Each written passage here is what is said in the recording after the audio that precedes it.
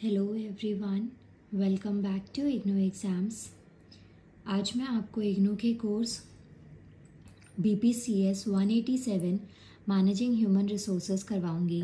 Guys, ये जो video है इस बुक की लास्ट वीडियो है, क्योंकि मैं ऑलरेडी ना बहुत सारे इम्पॉर्टेंट क्वेश्चंस, प्रीवियस ईयर के क्वेश्चन पेपर प्लस जो भी आपके एग्ज़ाम के लिए इम्पॉर्टेंट है, ईच एंड एवरी यूनिट की डिटेल एक्सप्लेनेशन मैं ऑलरेडी अपलोड कर चुकी हूँ।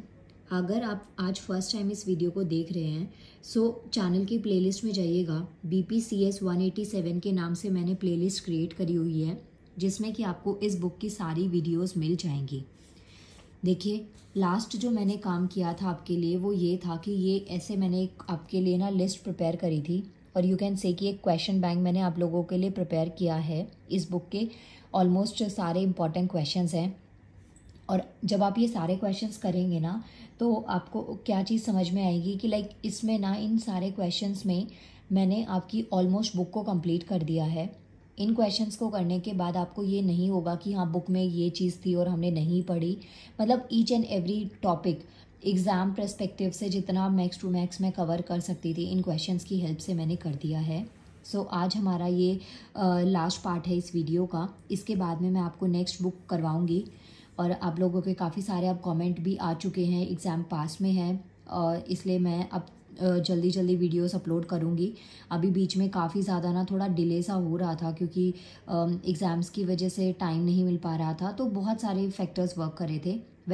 मैं अब आपके लिए काफ़ी हद तक रेगुलर वीडियोज़ लाने का ट्राई करूँगी। गाइस, अब हम करते हैं क्वेश्चन 9।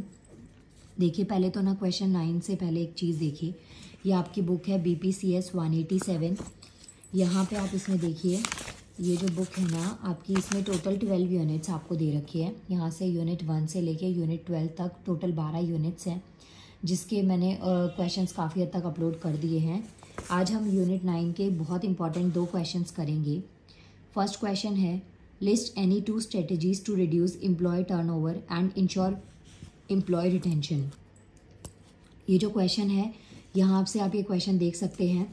इसके अलावा अगर आपके पास में बुक है तो आप वहाँ पे चेक योर प्रोग्रेस ओपन कर लीजिएगा, चेक योर प्रोग्रेस 2।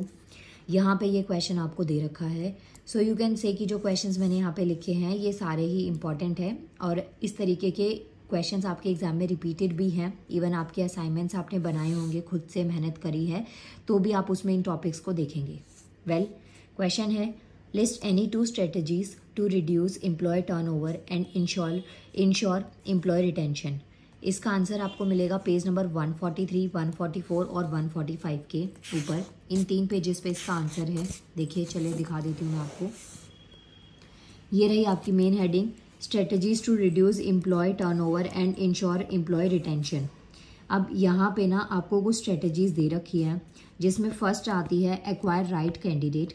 अगर आपसे ना ये सारे टॉपिक्स नहीं होते हैं, सब कुछ डिटेल एक्सप्लेनेशन नहीं होता है, तो भी आप जो मेन हेडिंग है ना उसको डेफिनेटली याद रखिएगा। अब देखिए, फर्स्ट क्या है, एक्वायर राइट कैंडिडेट। जब आप एक ऑफिशियल पर्पस से अगर देखें तो एक पर्टिकुलर पोस्ट के लिए, जो आपको पोस्ट के लिए किसी एम्प्लॉय को हायर करना है, अगर आप उस पोस्ट से रिलेटेड जो स्किल्स हैं, जो रिक्वायरमेंट है, उस अकॉर्डिंग अगर आप कैंडिडेट्स को हायर करते हैं, तो जो ऑर्गेनाइजेशन के गोल्स हैं और जो आपका काम है वो दोनों में ही बहुत पॉजिटिव रिस्पॉन्स आपको देखने को मिलता है। प्लस जो गोल्स सेटअप किए जाते हैं उनको अचीव करने में भी कम से कम टाइम लगता है। जस्ट बिकॉज एक तो आपने ऐसे कैंडिडेट को चूज किया जिसका उस काम में इंटरेस्ट है, प्लस उसकी स्किल्स वैसी ही हैं, तो वो काम काफ़ी ज़्यादा स्पीड से हो जाता है। नेक्स्ट देखिए, यहाँ पे आपको एक स्टेटमेंट दे रखी है, किसी को रिक्रूटमेंट करना, किसी के सिलेक्शन करना या जो प्लेसमेंट होती है, ये 3 की फंक्शंस होते हैं ह्यूमन रिसोर्स मैनेजमेंट की। तो इसी में आता है आपका एक्वायर राइट कैंडिडेट। इसके बाद में नेक्स्ट आता है हमारा अकोमोडेट डाइवर्स वर्कफोर्स। अब जो वर्कफोर्स है ना, अकोमोडेट डाइवर्स वर्कफोर्स, इसमें क्या है कि जो इंडिविजुअल होते हैं ना, वो डिफरेंट बैकग्राउंड से डिफरेंट उनकी कैरेक्टरिस्टिक्स होती हैं। लाइक किसी की कोई एज हो सकती है, मान लीजिए आप एज अ टीम लीडर एक टीम में 4 to 5 लोगों को आप लेते हैं, तो अब उसमें जो आपने टीम में एम्प्लॉयज़ को लिया है, उनकी एज, उनका जेंडर, उनकी जो नेशनलिटी है, कहाँ के वो रहने वाले हैं, कल्चर है, या फिर चीज़ों को देखने का तरीका पॉलिटिकली, सोशल लेवल पे, तो ये जो व्यूज़ होते हैं, ये सब चीज़ों में बहुत ज़्यादा आपको डिफरेंसेस देखने को मिलते हैं। फॉर एग्जाम्पल, जब अगर आप क्लासरूम की बात करें तो वहाँ पे मानिए 30-40 स्टूडेंट्स होते हैं, तो वो सब स्टूडेंट्स भी ना एक दूसरे से बहुत ज़्यादा डिफरेंट होते हैं अलग अलग सेंस के अंदर।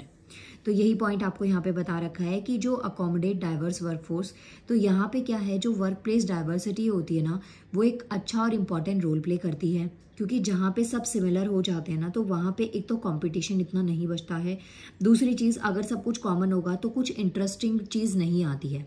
अब जैसे हम इंडिया में रहते हैं, तो यहाँ पे यहाँ की इंडिया की एक खासियत यही है, भारत में यूनिटी आपने देखी है कि यहाँ पे डिफरेंट डिफरेंट कल्चर के लोग आपको देखने को मिलते हैं और जो कि सब साथ में मिलकर रहते हैं।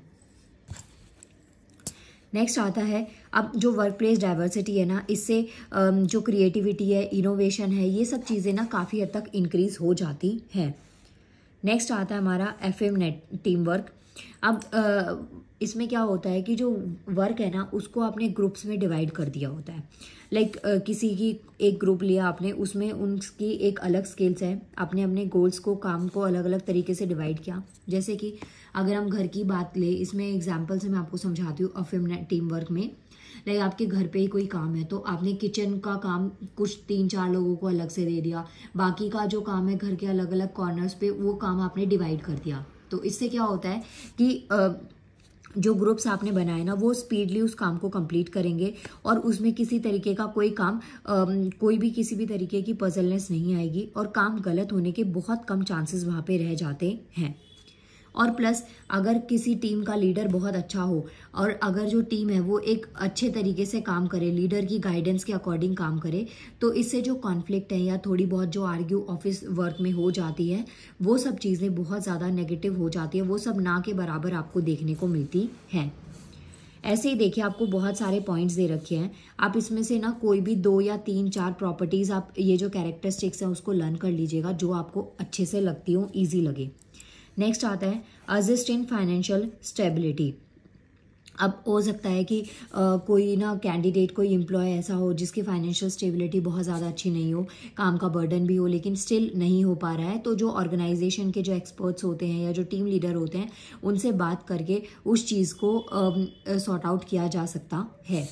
इन शॉर्ट, ये जो कैरेक्टरिस्टिक्स आपको दे रखी है, इनमें एक चीज़ कॉमन बता रखी है, दैट इज़ कि आप ना कोई भी चीज़ हो, किसी भी तरीके से हो, लेकिन कोई काम करने का इतना बेस्ट से बेस्ट, इजी से इजी वे निकालना है जिससे कि जो गोल्स हैं वो बहुत टाइमली अचीव हो जाए। प्लस जो भी आपको जो स्ट्रेस होता है वर्क प्लेस पे, जो स्ट्रेस होता है, कॉन्फ्लिक्ट्स होते हैं, वो ना के बराबर हो या हो ही ना।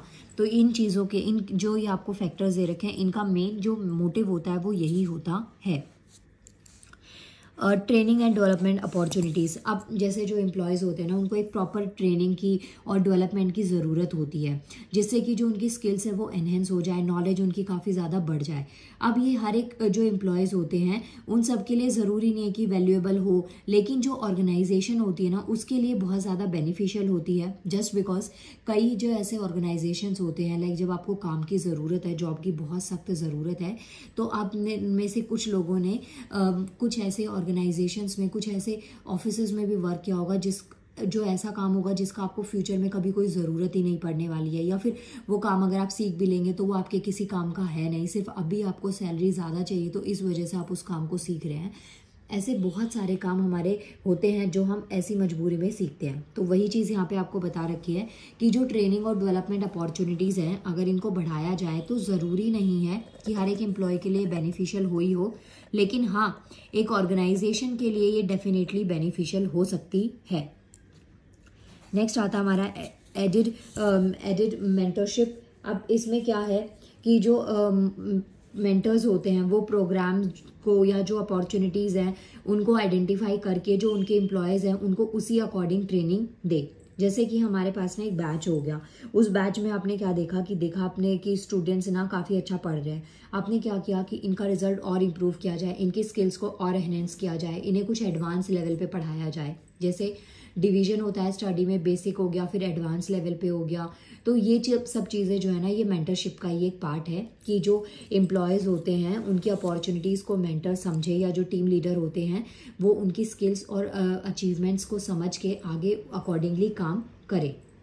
नेक्स्ट आता है हमारा अप्रेस change, appreciate work life balance. जो वर्क लाइफ बैलेंस होता है, मतलब फैमिली और जो बिजनेस है या फैमिली और जो वर्क है, उसके बीच में एक बैलेंस को क्रिएट करना बहुत ज़्यादा ज़रूरी होता है। जैसे आपने पढ़ा भी होगा कि हमें हमेशा अपनी पर्सनल और प्रोफेशनल लाइफ को सेपरेट रखना चाहिए।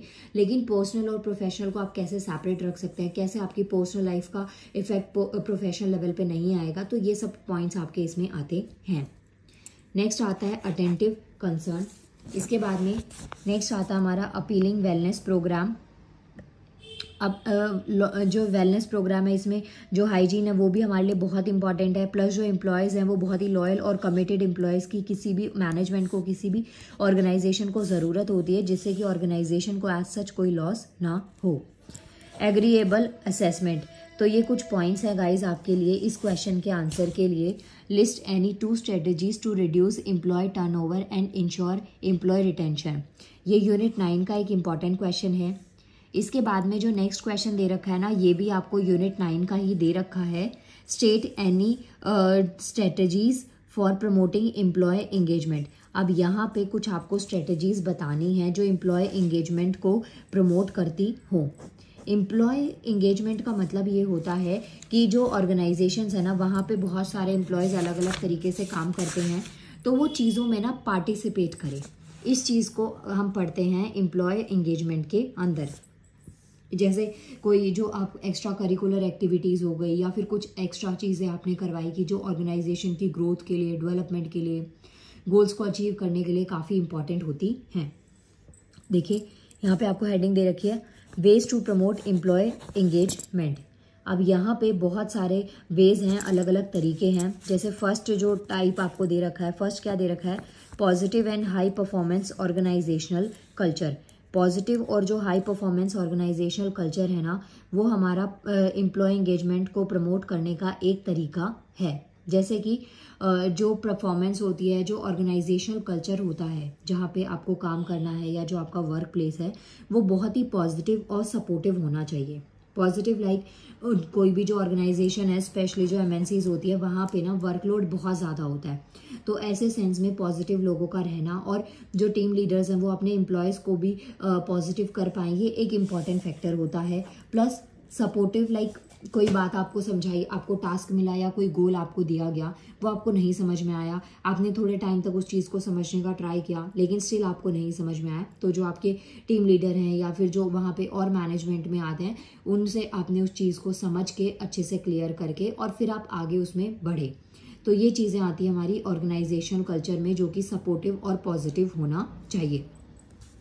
इसके अलावा यहाँ पे जो भी एम्प्लॉयज़ होते हैं वो उनको फील होना चाहिए कि बहुत ही कनेक्टिव और इन्वॉल्व। जहाँ पे जो ऑर्गेनाइजेशनल कल्चर है ना, वो उसमें हेल्दी नॉर्म्स होना बहुत ज़्यादा ज़रूरी होता है। ये सब पॉइंट्स आप इसमें आंसर में लिख सकते हैं। पॉजिटिव कल्चर जो होता है वो एम्प्लॉयज़ की वैल्यूज़ को भी बढ़ाता है, और उनके जो एफर्ट्स होते हैं उनको भी अप्रिशिएशन जब मिलता है, तो जो एम्प्लॉयज़ हैं वो काम को भी बहुत ज़्यादा अच्छे तरीके से करते हैं। फॉर एग्जाम्पल, आप कहीं पे काम करते हैं, जॉब करते हैं, अगर आपने कोई काम किया है, वहाँ पे आपके काम को अप्रिशिएशन मिले, आपके काम को अप्रिशिएट किया जाए, तो ऑब्वियसली आपका भी मन करेगा कि आगे आप बहुत ज़्यादा अच्छे तरीके से करें। इसका मैं एक कॉमन सा एग्जांपल देती हूँ। जैसे आप मेरी वीडियोस पे लाइक करते हैं, आप लोगों के कुछ स्टूडेंट्स के छोड़ के जो बहुत ही नेगेटिव थॉट्स उनके अंदर भरे हुए हैं, उनके अलावा कुछ बाकी जो स्टूडेंट्स हैं उन सबके बहुत बहुत पॉजिटिव कमेंट्स मेरे लिए आते हैं कि आप सबको मेरी वीडियोस हेल्पफुल लगती हैं, आप सबके एग्ज़ाम में इतनी हेल्प होती है। तो ऑब्वियसली मुझे बहुत अच्छा लगता है, फिर मेरा मन भी करता है कि मैं बहुत ज़्यादा बिजी हूँ, मेरा स्केड्यूल बहुत ज़्यादा बिजी हो, हेक्टिक वाला हो, स्टिल मन करता है कि हाँ स्टूडेंट्स को वेट है, उनके एग्ज़ाम्स है, तो वीडियोस में रिकॉर्ड कर लूँ। तो यही चीज़ें यहाँ पे हैं कि जो ऑर्गेनाइजेशन है ना, वहाँ पे बहुत ही पॉजिटिव और सपोर्टिव एनवायरनमेंट होता है, तो लोगों का काम करने का मन भी करता है और चीज़ें भी बहुत अच्छे तरीके से वहाँ पे चलती रहती हैं। इसके बाद में नेक्स्ट आता है एम्पावरिंग मैनेजर्स एंड एम्प्लॉयज़। अब जो एम्प्लॉय एंगेजमेंट है ना, उसको इंक्रीज़ किया जा सकता है, जैसे कि आप बहुत ज़्यादा वर्कर्स को नई ट्रेनिंग दे रहे हैं, कुछ नई नई स्किल्स उनको सिखा रहे हैं, एडवांस मशीन्स हैं या जो इक्विपमेंट्स हैं उनका बेसिक यूज़ करना आप सिखा रहे हैं, जिससे कि उनके काम करने की एफिशिएंसी बहुत ज़्यादा बढ़ जाए। इसके अलावा आप उनको एक अच्छी सैलरी ऑफ़र कर सकते हैं, कुछ इंटेंसिव्स दे के, जिससे कि जो एम्प्लॉय है ना वो वहाँ पे रुके, उनको एक अच्छा सा वर्किंग इन्वायरमेंट दिया जा सकता है, बहुत ही पॉजिटिव इन्वायरमेंट की काम भी हो और स्ट्रेस भी इतना ज़्यादा ना हो। इसके अलावा यहाँ पे 3 मेजर फैक्टर्स आपको दे रखे हैं जो डिग्री ऑफ एम्प्लॉय एंगेजमेंट के लिए को डिफाइन कर सकते हैं, जैसे कि एसोसिएशन हो गया, सेफ्टी हो गया और अवेलेबिलिटी ऑफ द एम्प्लॉयज़। तो ये 3 की फैक्टर्स होते हैं किसी भी ऑर्गेनाइजेशन के लिए। ये बहुत इंपॉर्टेंट पॉइंट है। इफेक्टिव लीडरशिप, ये बहुत बहुत इंपॉर्टेंट है। अगर आपका लीडर, आपको गाइड करने वाला इंसान बहुत पॉजिटिव और एकदम जेन्युइन इंसान है, तो ऑब्वियसली आप लाइफ में ना कुछ बहुत अच्छा कर सकते हैं। जैसे कि आपकी लाइफ में भी ना कहीं कुछ ऐसा स्टेज आया होगा जहाँ पे आपको नहीं समझ में आया होगा कि आपको अब आगे क्या करना चाहिए, फिर चाहे वो एजुकेशन हो, करियर हो या कहीं पे भी किसी भी डिसीजन में जहाँ आपको समझ में ना आया हो कि वहाँ पे आपको क्या करना चाहिए। बट ट्रस्ट में, अगर वहाँ आपको कोई अच्छा गाइडेंस मिला होगा, किसी ने अच्छे से सपोर्ट किया होगा, तो आप उस प्रॉब्लम से या वो जो सीन जो भी हुआ होगा उससे बाहर निकल के आपने अपनी लाइफ में कुछ बहुत अच्छा अचीव भी किया होगा। और अगर नहीं भी किया तो अभी भी अगर आपको अच्छी गाइडेंस मिली होगी या ली होगी आपने किसी से, तो ऑब्वियसली इन फ्यूचर आप बहुत अच्छा कुछ अचीव कर पाएंगे। तो जो लीडरशिप है ना, उसका अच्छा होना बहुत ज़्यादा ज़रूरी होता है। नेक्स्ट आता है cultivating a sense of meaningfulness amongst the employee. Next point is cultivating a sense of psychological safety. Psychological safety का मतलब होता है, कई बार ना हम बहुत ज़्यादा स्ट्रेस ले लेते हैं, बहुत ज़्यादा स्ट्रेस होने की वजह से जो हमारे मेंटल एबिलिटी होती है ना वो बहुत कम हो जाती है। एक कॉमन सी बात आप खुद से सोचिए, जब आप बहुत परेशान होते हैं, किसी बात का स्ट्रेस आपके दिमाग में होता है, तो आपके जो डिसीजन मेकिंग पावर है वो बहुत वीक हो जाती है। आपको एग्जैक्टली क्या करना चाहिए, क्या चीज़ सही है क्या गलत है, उसमें भी आप आइडेंटिफिकेशन नहीं कर पाते हैं। जो साइकोलॉजिकल सेफ्टी होती है वो भी किसी भी एम्प्लॉय के लिए बहुत बहुत ज़्यादा ज़रूरी होती है। अगर बहुत ज़्यादा आप सेल्फ इमेज है, स्टेटस है, करियर है, इन सब का जो बर्डन लेके अगर आप बहुत ज़्यादा परेशान हो जाएंगे तो ऑब्वियसली आपको ज़्यादा सफ़र करना पड़ेगा। और कई बार जब हम अपनी पर्सनल और प्रोफेशनल लाइफ को अलग नहीं कर पाते तो हमारे साथ साथ हमारी फैमिली को भी वहाँ पे सफ़र करना पड़ जाता है। सॉरी। नेक्स्ट पॉइंट है opportunities for career development. Career को डेवलप करने के लिए अलग अलग अपॉर्चुनिटीज़ मिलना, बहुत सारी अपॉर्चुनिटीज़ हो सकती हैं, जिसमें कि जब नॉलेज और स्किल्स हमारी एनहेंस होती है तो हमारे पास जो अपॉर्चुनिटीज़ की जो विंडोज़ होती हैं वो खुल जाती है। मतलब हमारे पास बहुत ज़्यादा अपॉर्चुनिटीज़ के ऑप्शंस आते हैं जिसको हम यूज़ कर सकते हैं। नेक्स्ट पॉइंट है dealing effectively with employ grievance. Next point is promoting positive health and mental health amongst the employees. Next was is family involvement programmes. तो ये देखिए कुछ पॉइंट्स हैं जो कि आप अपने इस आंसर में लिख सकते हैं, और इसके साथ में ये आंसर आपका कंप्लीट हो गया है। एक बार फिर मैं आपको दिखा देती हूँ। देखिए, आज मैंने आपको इस वीडियो में 2 क्वेश्चंस करवाए हैं। फर्स्ट करवाया question number 1 is list any 2 strategies to reduce employ turnover and ensure employ retention. ये यूनिट 9 हो गई। इसके बाद में नेक्स्ट क्वेश्चन मैंने करवाया स्टेट एनी स्ट्रेटजीज, एनी 1 बोला गया। यहाँ पे मैंने आपको बहुत सारी दिखा दी है, जिससे कि आप कोई भी जो अभी आपको इजी लगे, आप जो समझने में इजी हो और जिसको लिखना आपके लिए इजी हो, वो आप यहाँ से कर सकते हैं, जहाँ पे आपको एम्प्लॉय एंगेजमेंट को प्रमोट करने की स्ट्रेटजीज लिखनी थी। सो माय डियर व्यूअर्स, ये वीडियो हो गई आपकी कंप्लीट। ये सारे क्वेश्चंस मैंने आपको करवा दिए हैं जो कि काफ़ी ज़्यादा इंपॉर्टेंट है आपके एग्ज़ाम के लिए, और इसके साथ आपकी ये बुक कंप्लीट हो जाती है। देखिए, ये वाली बुक हमारी कंप्लीट हो गई है, managing human resources. Next book मैं आपकी ये वाली स्टार्ट करूँगी, BPCG 172 youth gender and identity. वैसे आपके बहुत सारे कमेंट्स आए हुए हैं, तो उसके लिए मैं इतना कर सकती हूँ कि जिस सब्जेक्ट की मेरे पास अभी बुक नहीं अवेलेबल है, क्योंकि आपके ना जब लास्ट टाइम एग्ज़ाम्स हुए थे तो उस टाइम पे बहुत सारे स्टूडेंट्स ने मैंने कमेंट किया था कि मेरे पास बुक नहीं है, तो बहुत सारे स्टूडेंट्स ने हेल्प कर दी थी मुझे बुक्स वगैरह प्रोवाइड करने में कि मैं आप लोगों के लिए वीडियोस रिकॉर्ड कर पाऊँ। तो गाइज़ अभी जिसकी सब्जेक्ट की बुक्स मेरे पास अवेलेबल नहीं है वो मैं आपके लिए गूगल से डाउनलोड करके मैं आपको अपलोड कर दूँगी। बाकी आप वीडियोस को प्लीज़ ऐसे ही सपोर्ट करते रहिए and thank you so much. बहुत जल्दी चैनल पे 5000 सब्सक्राइबर्स पूरे होने वाले हैं एंड नाउ मिलते हैं नेक्स्ट वीडियो में। Thank you so much.